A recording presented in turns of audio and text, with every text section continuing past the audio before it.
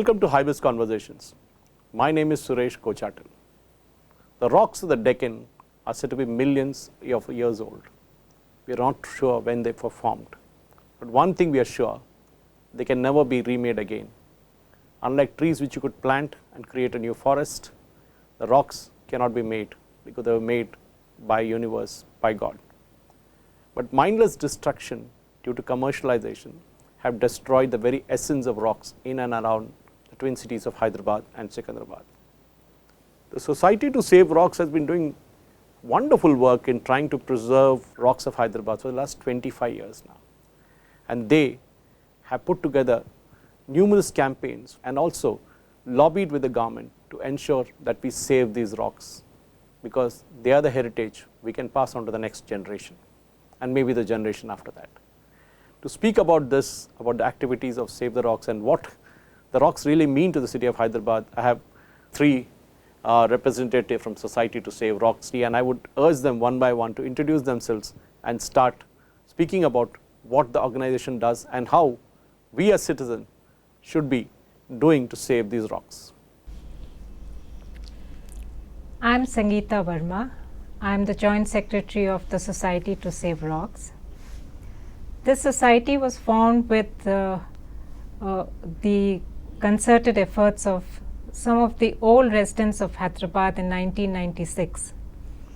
And it came about because when anyone looked around Hyderabad, Jubilee Hills, Banjara Hills and certain other parts of the city, you encountered these beautiful, magnificent, majestic, tall and most unique rock formations. And slowly with development we realized that they are being destroyed. When we started the work, we took the help of the geologists and found out that these rocks were as old as 2,500 million years old. Now how did they come about? The molten lava which was formed, it started to weather up and open up like in peels over million and million years of age, and with slowly the peeling started to form these rock formations, whether they were vertical or they were horizontal, and they have withstood the test of times over so many years. I mean, it's the time that they were formed when the earth's crust was being formed. They are that old. And it's not many cities and not many states in the world or places who can boast of such old rock formations. That's the value. And Telangana state is one of those who has been really blessed. And we, the society members, consider this to be a natural heritage of the state. And very unfortunately, we are seeing them being reduced to dust. And because they have come from within the earth, they are a rich reservoir of minerals. How can we forget what they provide to the surroundings? They provide, the minerals and all the nutrients that are required for the trees that grow around. They are home to so many flora and fauna, so many types of reptiles and birds, and so many types of herbs. They're just wonderful, to have them in our environment, and they provide so much for an ecological balance. My member Anuradha would be speaking more on that. I am Anuradha. I am a member of the Society to Save Rocks. I've been in Hyderabad for 12 years now, and in such a short span of time, I have seen so many rock formations disappear. I was living near Piram Cheruvu. This is near the Appa Junction, now called TSPA Junction. And there you have this natural, ecosystem of a lake with, a ridge, with these majestic rock formations, and an old shrine called Piran Shah Dargah.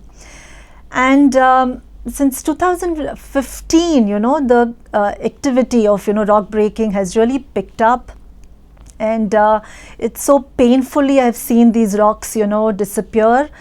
And I think that it is the duty of all of us, every citizen of Hyderabad, to realize the importance of these rocks, and we protect them not only for their sheer majesty and for its heritage status and what we can leave for posterity, but also because they are part of our natural ecosystem.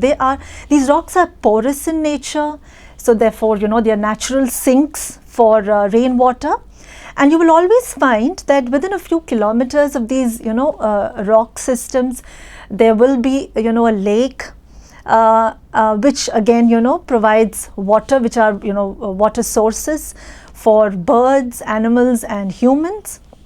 So what we are doing is not just destroying rocks, but we are destroying an entire ecosystem that depends on these rock formations.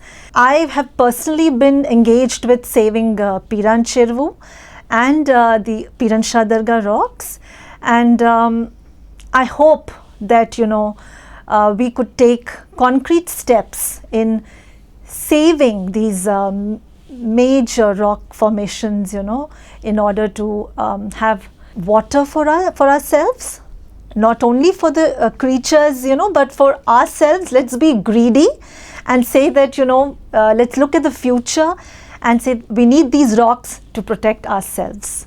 Taking a cue from what Anuradha has said, I'll also like to talk of another magnificent rock formation called Fakhruddin Gutta. It is also popularly known as Khajagoda. The rock formations out there are probably 40 feet high, and they're just beautiful. And we have a 750 plus year old Dargah there. We have a 800 plus year old Vishnu temple there, a small Vishnu temple. And we also have a small cave where Meher Baba had done his meditation there. Courtesy these three religious spots, certain portions of the hill have been preserved. Otherwise, man, is just out to destroy so many of these rocks. And I think it's a good thing where we have these temples and places of worship on these hills. Because of them, they are being saved.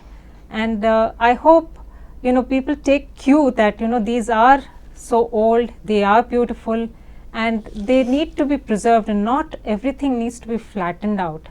I think we need to look at how we can, as Anuradha was saying, be selfish in trying to save ourselves by saving the environment.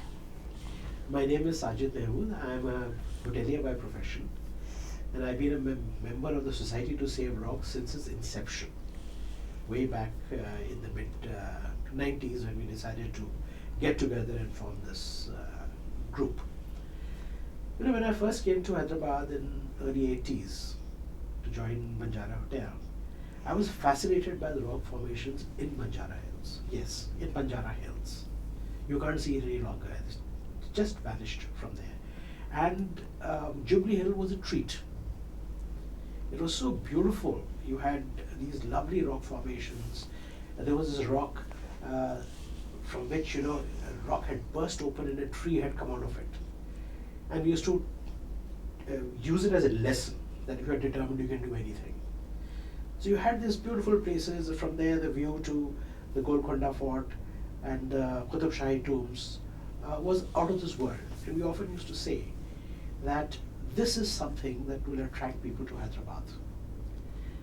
As a hotelier, I'll say when tourists come here, they're not looking at monuments alone. They want to see other things too. They want to see the landscape and how the place looks like. Madhya Pradesh is selling its forests. I don't know why we can't sell our rocks. We have them. But we are just senselessly destroying them.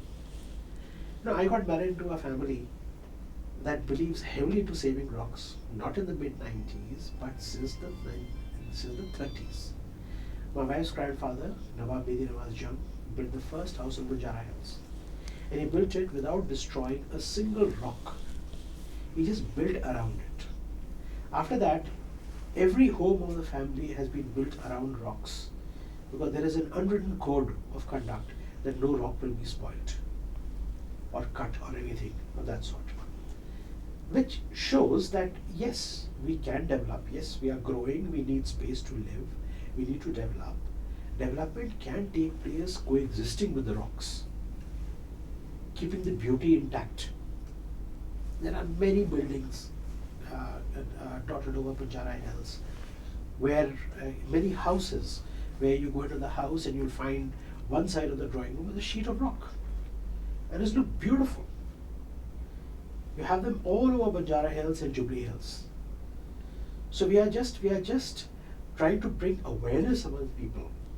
And like my friend Anuradha has pointed out, it's part of our eco balance.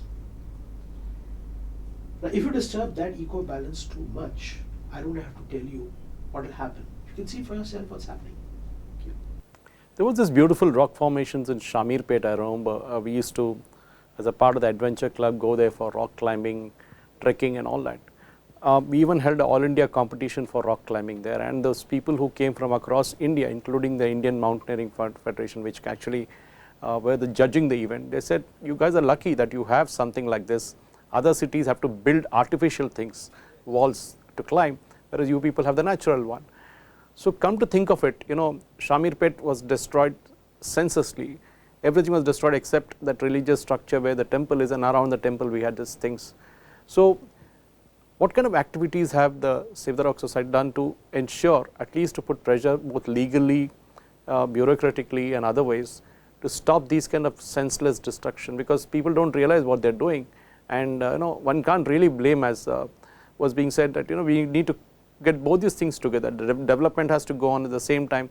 We need to kind of sell our heritage, because this is Hyderabad is all about rocks, not just about the Golconda Fort or the Salajing Museum. There we have these beautiful rocks which can, Badami for example, markets itself as a rock climbing destination.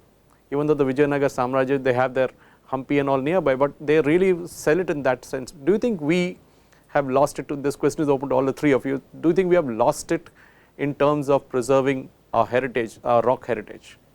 I'll talk about the efforts that the society has been doing to conserve the rocks and create awareness. Ever since we formed formally into a society, we have been conducting rock walks every third Sunday.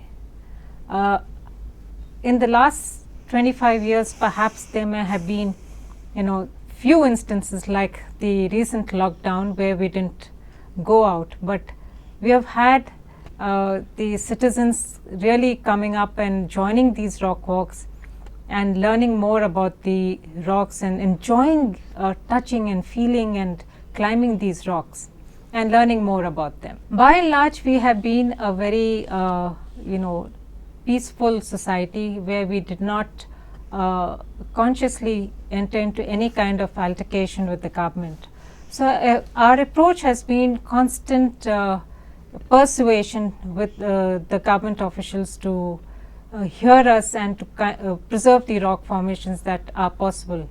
We succeeded in the erstwhile governments of the earlier united Andhra Pradesh, where the society was granted via GEO 26 rock formations to be preserved, and that was a huge step we thought that the government took in preserving what we are so passionate about.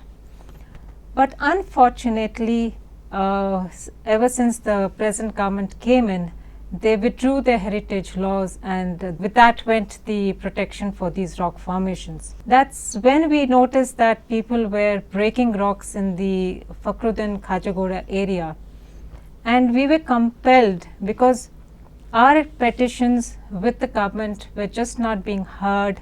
We were not able to stop those blasting, and we were then compelled to file our first case, a PIL, and we are very grateful that the judge granted an injunction order asking all the blasting around that area to stop. But does it help? I would say really not so much, because people who are there, who are silent, who are very deviously breaking the rock, say they are not aware of the order. So it's always a very arduous struggle, because we need the backing of the government. We need a sensitive government to understand that we have to preserve these rock formations. They play a very, very crucial part in our existence, in our ecological balance, and development does not mean that we break everything and level out everything. No. When we go abroad, we enjoy and we cherish and we treasure and we praise all the conservation efforts that those countries take. Why is it we can't? What stops us? Why is it we are not able to weave nature into development? What stops us? It's something which we still need to find an answer for. Yes, sir. This Maulali rocks, for example, the Dargah on top, it's been a pretty old one. We have the Ammuguda one also at the same time. Both look almost similar, but the Ammuguda one is smaller, of course. Both these rock formations again have seen a lot of encroachments around them because the hillock is so huge, you really don't make it out. But do you think the time has come again, maybe as Sangeeta ma'am was mentioning, that we need to go back and ask the government to reissue those GOs to protect the rocks? Because I'm sure from a tourism perspective, from a religious perspective, these kind of dargahs and these kind of monuments, now they are planning to lay a road all the way to the top of the Maulali hill, which actually defeats the entire purpose. Okay, you need to carry old people there, you install some other system or an escalator or something like that. But you putting a road all the way to the top of the hillock, you're going to destroy it. It's going to become a picnic spot tomorrow. What do you say? You see, the point is our approach has to be two-pronged. It has to be a two-pronged approach. One is to create awareness among people, because when there is awareness among people, pressure is built to pressurize the government. And the other thing, the other way is to put direct pressure on the government. We have one handicap, and the handicap we have is that these movements do not create a vote bank. So the government will not listen to us so easily. We are a democracy. Each government lasts 5 years and they have to do whatever they want to do within those 5 years. Their priorities are different. So we have to put pressure on them to change their priorities, and that is through awareness. So, and that's what we are doing. That's how the society started. These walks were basically for awareness. It's much later when we reach that stage that we had to give petitions to the government and then go to the court. So we will keep on fighting. This fight is going to go on, to preserve our environment, to preserve these things and let development go along with it. So we have to take both the approach. As Sajid was mentioning just a while back, if Madhya Pradesh can sell their forests, sell in the sense that market them, for tourism, why is it that the Telangana government is not marketing rocks? In fact, the society has given written requests innumerable to the tourism department that we create a rock trail so that people who come to Hyderabad for visiting Hyderabad as a tourist, they know that these rock sites are there and then they can go there. We as the society and another adventure association that we are familiar with all have agreed that if such a step is taken forward, we'd be very happy to take the tourists or to help them go and enjoy these rock sites. And I think that's something which the government can do and they must do.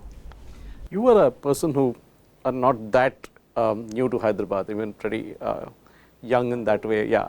So when you look at from an outsider's perspective, both of them being veterans in the city, when you look at from an outsider's perspective, when you came to the city, of course, the old city of Hyderabad has its charm. We have the dargahs, we have the mosque, we have the palaces. But has it ever struck you that, as was mentioned, Kerala markets its greenery, Kerala markets its monsoon, so does Goa. That's nothing, to do actually there. It sells for itself. Why is it that, you feel a place like Piran Cheruvu, which you rightly mentioned, the name itself is Cheruvu, but you hardly find a Cheruvu there now. So all the Cheruvus have disappeared, and we saw the recent flooding in Hyderabad. One of the main reasons attributed was the destruction of these kind of natural rock bodies, which actually serve as a dam, natural dam, to prevent the water from flowing in. So what is your impression on that? Yeah, so when I moved to Hyderabad almost 12 years ago, I was fascinated with these rock formations. And luckily for us, we found a house that was very close to a lake and these beautiful Piran rocks. And over these years, I've seen the rocks disappear and even the lake shrink. And that is why in these recent Hyderabad floods, there has been flooding downstream. A lot of communities, in the downstream of the lake have, 2 feet water in their basement. We are seeing these consequences of destroying our ecosystem. So just as the government pays so much attention to building of flyovers and shopping malls and giving out spaces for commercial reasons, why is it that it doesn't realize that water, do people need basic water and clean air, or do they need to be spending their time mindlessly in shopping malls with no clean water and clean air to breathe? So I think the government needs to seriously refocus its attention on preserving these natural ecosystems, so that we have these basic things in place: natural drainage systems so that houses are not flooded when it rains for a day, and that we get clean water in our taps, that our children have the right to clean air. So I think that all of us, it's not just the government, we also need as citizens to change our focus, from the importance we place on money and entertainment to demanding our rights for clean air and water. So, ma'am, this particular aspect of the rocks, basically the Banjara Hills rock, the Jubilee Hills rock, I remember there's a nala that used to flow right from the top of Jubilee Hills all the way down past where the Jalgam Bengaluru Park exists today, and go on to Model House and finally go down to the Hussain Sagar. The trees have been cut, the rocks have been moved out. Jalgam Bengaluru Park started storing that rainwater instead of letting it go down, and we saw a disaster down that road where Model House road keeps caving in every year after year. Trees, when you cut them down, the roots go away and the mud is not held back. Now when you want to educate people about rocks, would you be able to also tell them how do these rocks actually play a role in holding back the mud? Because we see landslides happening in every other state. It's only waiting to happen in Hyderabad. We see walls falling off during rains, falling on some hutmens or some poor people who are staying there and they're dying. It happened even day before yesterday. So how do these rocks basically, in terms of holding a natural ecosystem, hold back even the mud, not just the water? The rocks are not something which are just placed on the soil. They are actually pretty deep into the earth. So when you start blasting them off, when you start destroying them, you are not just destroying just right up to the soil level. You have to go very much deep within, and when you're doing that, when you are digging deep and removing them from the very base that they are, you are definitely loosening up the mud that is all around. And you are not only loosening up the mud, you are cutting all the foliage, all the trees that are around, which all together, the rocks and the roots of the trees, they hold the mud together. All of that then loosens up the entire soil around, and that definitely will result in landslides. That definitely results in the water just going where it can, wherever the pit is. I have seen many plots in Jubilee Hills where they have gone as deep as say 15 feet or 20 feet to dig out those rocks, and they are huge granite rocks which make such fantastic foundation. If one really wants to use, one can actually use them for building the foundation, putting the foundation of the building itself rather than breaking them. They are that strong, but we don't make use of the strength that these rocks have. Instead we break them and just use them in bits and pieces which can never be brought back together. So when you talk about rock formations in Banjara Hills, since you started your career in the hotel industry there, I also started my career in the same hotel industry in the late 80s. I remember the beautiful lake in front of Banjara Hotel. At one time it used to be beautiful. We could even see the fishes swimming in it, but later on it became a cesspool. because there was no input of the water coming into the lake, because the entire block up the stream was blocked by all the rocks disappeared, trees disappeared, everything disappeared. Do you think the contours of Banjara Hills and Jubilee Hills actually are an ecological, because it lies in a fault zone, if you remember that. The Jubilee Hills area stretch right from the Nala which used to flow, which I talked about earlier, is a fault zone that goes all the way up to Jalgaon Bengal Raw Park. So in case of an earthquake, this upsetting these water bodies by breaking these rocks, people are actually inviting a disaster to actually happen. So do you think that kind of awareness should be built into people, saying that the moment you start destroying the foundations of the earth, it's but natural that earthquakes can actually happen? I mean, we are not in a seismic zone that way. I can talk about this because it was in the 80s that, late 80s, that Jubilee Hills started to come up, and many houses, they just thought it was very important that they start rigging bow wells, and at that time it was good enough to go say up to 150 or 200 feet because you would find abundant water then, but out of greed people were going much deeper, and being on the fault line we started to face earthquakes quite often, and that's when the RRL, which is the NGRI, now NGRI, that time it was known as RRL. It started to do a quick study, and they came to realize that because of the bore wells that were being dug, and because the foundation of the rocks were being disturbed, that the whole area, Jubilee Hills area, started to face earthquakes, and the government then stopped these bore wells from being rigged. But that has changed completely. Now people go up to 1400, 1600 feet. In fact, the irony is during the recent flooding also, I remember in front of my office, as I was driving to Jubilee Hills, I saw a water tanker in front of me and it was pouring all the way. And that's the irony of it. We get water tankers even when it's raining and it's flooding. So the question back to you is again is about those beautiful families who used to stay in Jubilee Hills and Banjara Hills in those leafy big neighborhoods. Suddenly we see hundreds of apartments coming up all over the place. Naturally these apartments need to dig deep. And when you dig deep, and as we saw in the recent rains, the cellars come up, the cars are parked in the cellar, the electrical connections are kept in the cellar, which is again a recipe for disaster, and that's what happened recently. And the water will go to the place where it needs to go. That is its original habitat. So do you think the contours of Banjara Hills and Jubilee Hills have changed over the years for the worse? Yes, I will talk about two changes. One thing is that we used to often say about Banjara Hills is that it may rain heavily as it wants to. The moment the rain stops, you can go for a walk to the road, because the topography was such that the water would just go down. So there was no question of basements flooding and such things taking place.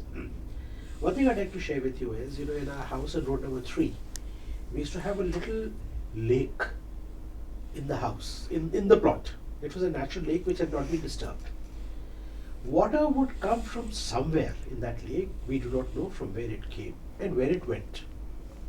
During monsoon, it would just rise a couple of feet high. But the same thing would happen. The water would come from somewhere and go somewhere. 10 years back, it started drying up and it has become totally dry now. Because somewhere up the hill, somebody must have blocked the way and must have built a building out there. Now, this is one of the reasons why the Banjara Hill lake that you're talking about has become such a cesspool. Because no fresh water is coming in and the water is not going out anywhere. I presume once upon a time water would come and go out, because when I was there we used to do boating out there, and we had a big signage in the center of the lake which used to have a fountain around it. Yes.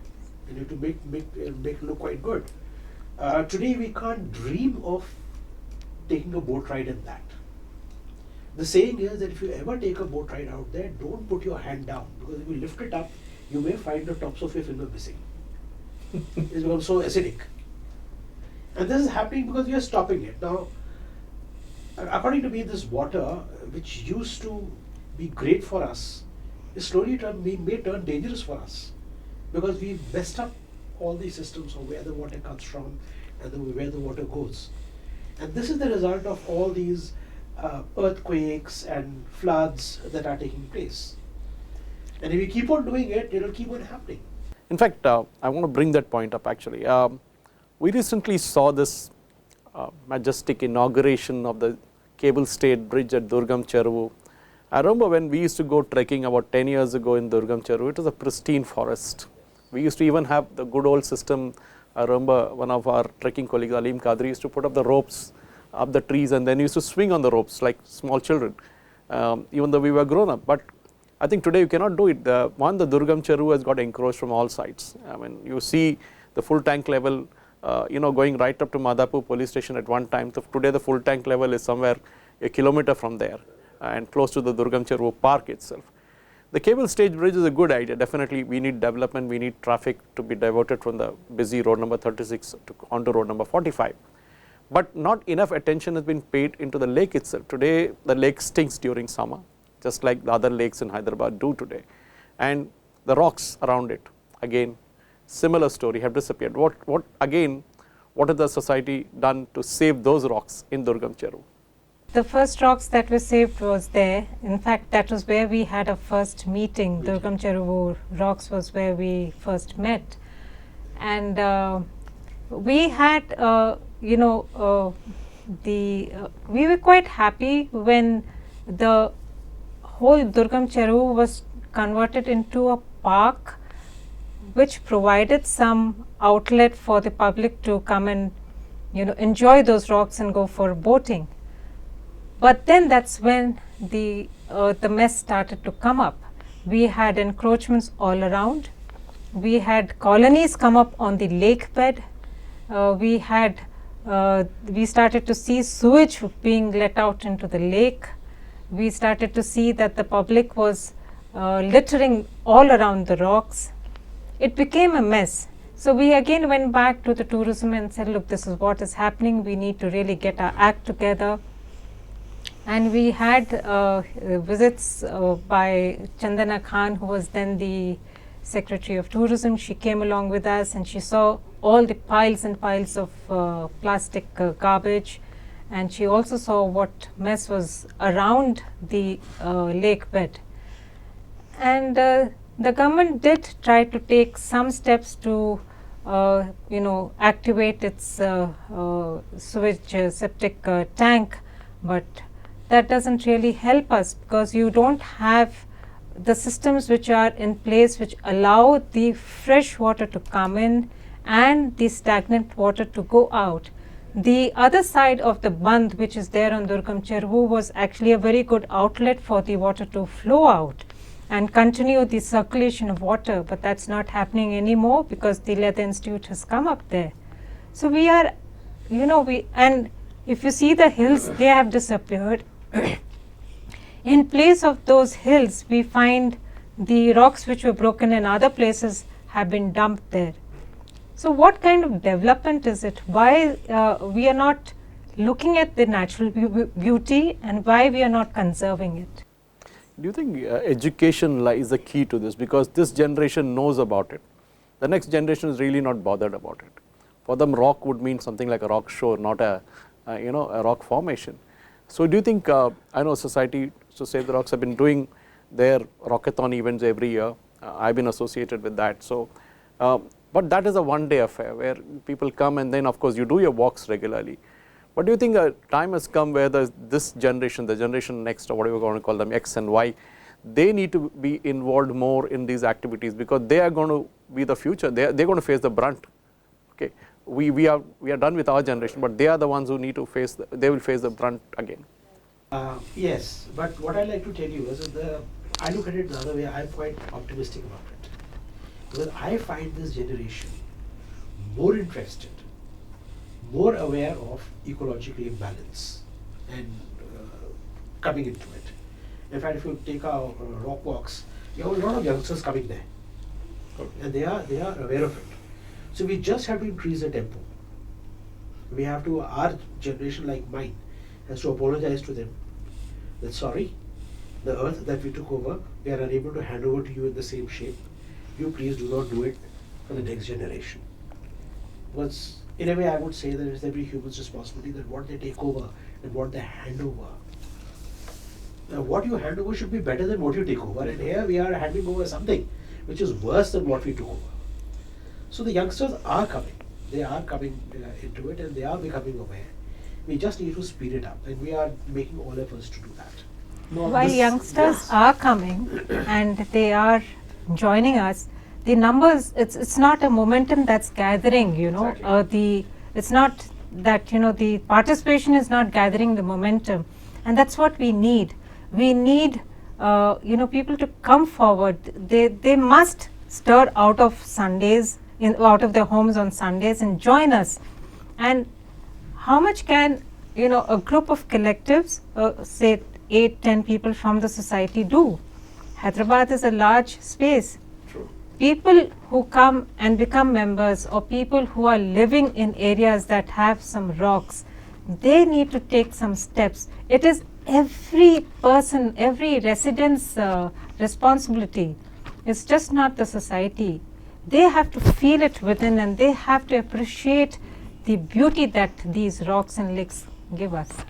Oh, in question of the floods and education and all that, I mean, people have learned lessons today.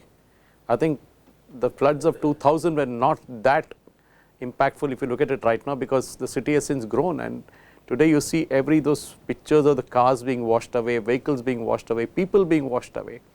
I mean, it really brings, I mean, I've been getting calls from all around, my relatives all across India asking, are you guys safe? So do you think the rocks itself holds a story in that? Because apart from trees, the lakes, the rocks, do you think, as I spoke to you earlier also, the education part of it, do you think as a newcomer to the city, you do think that part needs to be told or talked about? Yes, definitely. I think education and awareness is key, and that is the first step prior to, you know, any action that can be taken. You know, often there is a missing part in education, and that is experiencing what we learn. Being a teacher, I understand the importance of immersive learning, and as Sangeeta was saying, touching, feeling, climbing rocks, climbing trees, going after bugs. By letting children explore and having these outdoor experiences, we are you know, actually preparing them to become environmentally conscious adults. But you know, we have to remember that we cannot place the onus of action on children. That onus lies with us. All of us, you know, includes journalists, you know, people from all walks of life, civil society, young adults, of course we have a great hope from them, and politicians. They have to, I mean, they have the power to act and enact laws that will give protection to the environment. Now, Sajid, I agree with Sajid, you know, he was saying that we have to hand over the earth as we received it, you know, if not in a better shape, at least as we received it. And by not doing so, we'll be doing grave injustice to the future generations. And Suresh, you were talking about you know, rocks holding out a story. They do. I mean, rocks are natural wonders. They're not man-made. They are made by the hand of God, if you like, by nature, by rain, wind, and time. And you know, it's taken millions of years through weathering and sculpting. You know, we have these beautiful rock formations called Skull Rock, Hamburger Rock, Sentinel Rock, and something we call near Piranchervu called Guardian Rock. You know, it's not listed, but we fondly call it the Guardian Rock because it has a shape of an old weathered man looking over, you know, the region. And you know, it's something very interesting. Time is the greatest teacher, and it offers us lessons, and I hope that we learn these lessons after the Hyderabad floods, and we open up and listen to the story that the rocks want to tell us. Yeah, I think one of the things that I would actually recommend, if you ask me, because I remember doing this treks with schools in the army area, the Sainikpuri area and Yapral and all at the Kohe Imam Zameen in Amaguda. But when you look at the participation from the schools, okay, they prefer taking kids out for a movie or to the park. I mean, definitely they should take them to a park, but to even a zoo it's still better. But going to a resort and enjoying a rain dance, I think that is not done. I think we need to ensure that we need to have more of these children coming into these rock formations, learning about them, climbing. And I remember taking 3 or 4 teams along with Dianat Ali and Deepam sir from the Great Hyderabad Adventure Club onto these treks. But what we are seeing increasingly is the fact that today's schools are not really interested in teaching. They all talk about environment, they talk big time about environment.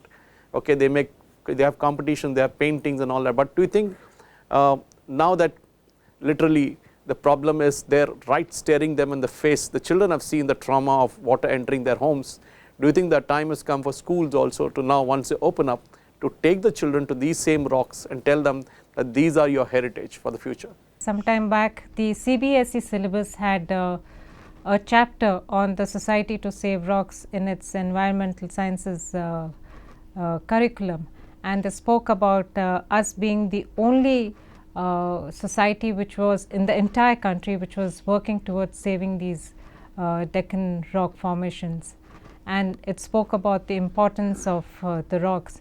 It is important that we have the students actually learning these things, and learning does not mean just classroom learning. They should actually go out in the open, they must feel, they must experience, they must it has to start from a very young age. It must start from an age where we are able to handle the children, say when they are in the 5th class or the 6th class. We would love to take them out. They must understand the importance of the environment around them in all its 360-degree aspect. Well, the Society to Save the Rocks can do only so much. I think as citizens we are also responsible, equally responsible, to ensure, and a handful of people cannot save the environment, cannot save the rocks. It's a very fancy subject, but I think down the line people have realized that the problem is yours and mine and everybody's. I mean, the flooding actually is one way, it's a tragedy, but I think one way it's also a blessing that it has brought the focus back on what we have been neglecting all along. Yes, I would like to add to that. I'd just like to deviate a little to explain this. I remember attending a seminar on Save the Earth, and the first speaker came and said that your title is wrong. You don't have to save the earth will save itself. It should be save yourself. So that's the kind of awareness that should come now, that you need to save rocks, you need to save the lakes in order to save yourself. I think if we take that approach, and we have cases, we have the current situation right now, to put that point across, that it's not a question of saving rocks. Rocks are fine by themselves. It's a question of saving ourselves, because by destroying rocks, by messing up with the ecosystem, the lake system, it's going to affect us. It's visible. I think, ma'am, as a closing comment, would you like to say, talk about not just what sir mentioned right now, but taking it ahead in terms of looking at the future, say 5 years from now, 10 years from now, do you think the situation will get better or will get worse as we go along? If we maintain the same level of destruction, I think the situation is going to get worse. Unless and until the citizen come forward and support our cause, and they join hands and they raise the voice, it's unlikely that the government will heed to it.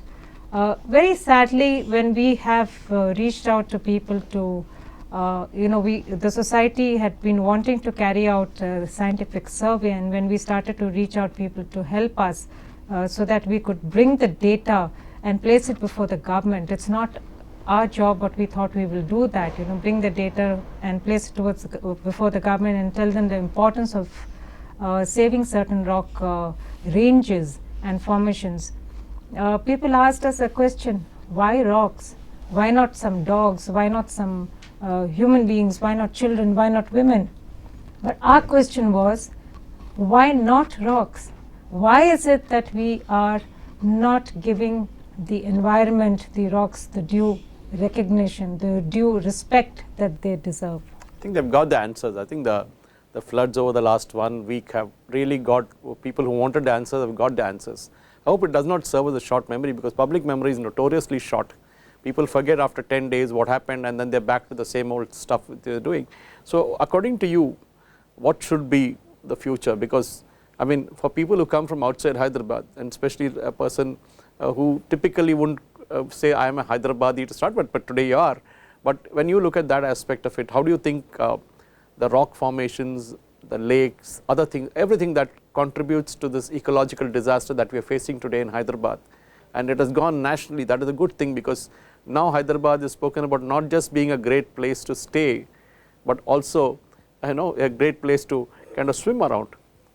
So I think the government has to take notice on a war footing, earmark these important systems, rocks, lakes, forests, parks, and do a holistic study rather than protecting one thing here and one thing there and doing this preservation in a in bits and pieces and in a compartmentalized way.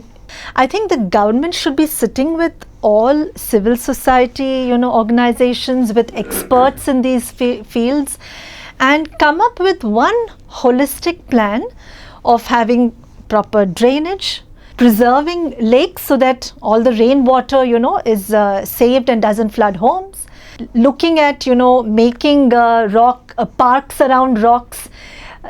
Only if you earmark it and focus on this will we be able to do something about it, and also let citizens participate, make watchdog committees for lakes and rocks. Don't look them as adversaries, but look them as people who complement participants. Unfortunately, that's what happens. The government is resistive to asking societies and the citizens because they think that they will object.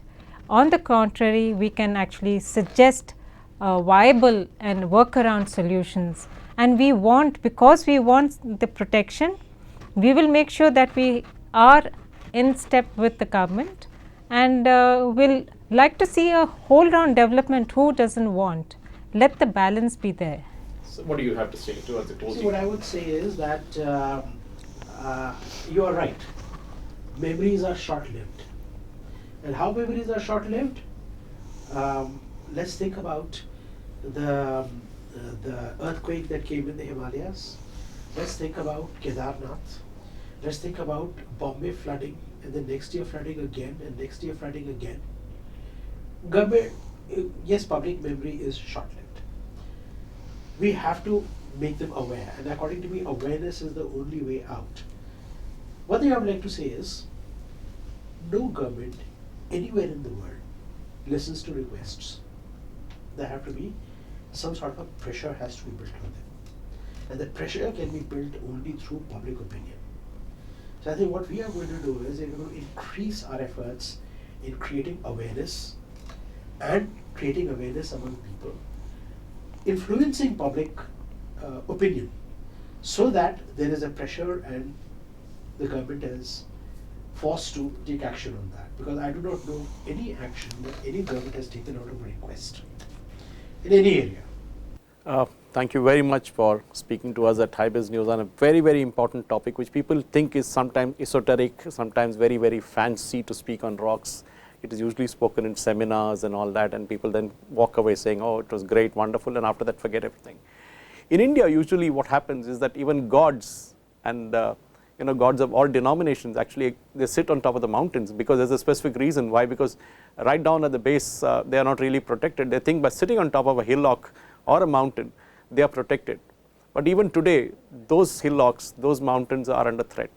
So literally our gods are under threat. They have to an extent managed to protect those places, as we have seen in Hyderabad, the dargahs and the temples, but no longer. If you don't do what you are supposed to do, then be prepared for a worse flooding than what we saw in the last 1 week in Hyderabad, because nature has its way of paying you back. If you think you are powerful than nature, you are sadly mistaken. Nature is all the more omnipresent, powerful, and the payback will be very, very severe. Thank you for watching HiBiz Conversations.